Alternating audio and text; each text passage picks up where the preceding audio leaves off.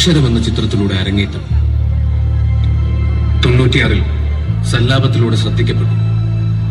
കഷ്ടപ്പാടുകളുടെ ലോകത്ത് നിന്നും സിനിമ എന്ന സ്വപ്ന ലോകത്തെത്തിയിട്ടും മണി സുഹൃത്തുക്കൾക്കും ബന്ധുക്കൾക്കും സഹപ്രവർത്തകർക്കും ആ പഴയ മണി തന്നെയായിരുന്നു. വിണ്ണിൽ നിന്നും മണ്ണിലേക്ക് ഇറങ്ങി വന്ന സാധാരണക്കാരിൽ സാധാരണക്കാരനായ താരം.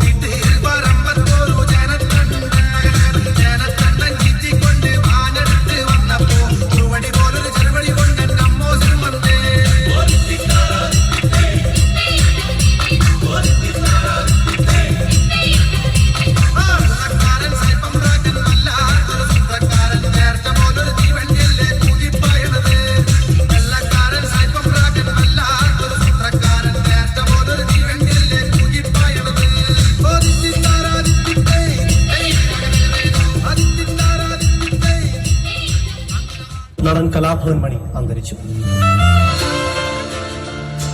മണിയുടെ സൽപ്രവൃത്തികളും കഥാപാത്രങ്ങളും ആയിരിക്കും മണിക്കുള്ള ഏറ്റവും വലിയ സ്മാരകങ്ങൾ. കോമഡിനായിട്ട് ചെയ്യുമ്പോൾ ചിരിച്ചു. വില്ലനായിട്ട് കാണുമ്പോൾ അവർ കണ്ടിട്ട് പേടിച്ചു. ക്യാരക്ടർ ആർട്ടിസ്റ്റായിട്ട് കാണുമ്പോൾ അവരോട് കരഞ്ഞു. എന്നോട് ക്ഷമിക്കണം സാറേ, അവിടെ ജയിക്കില്ലടം പോലെ. അവരൊരു കംപ്ലീറ്റ് ആക്ടർ.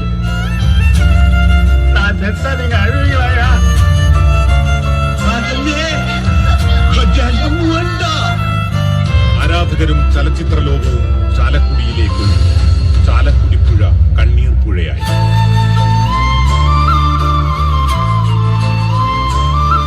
മലയാളത്തിൽ ഒരു നടനും ലഭിക്കാത്ത വലിയ വിടവാണ്.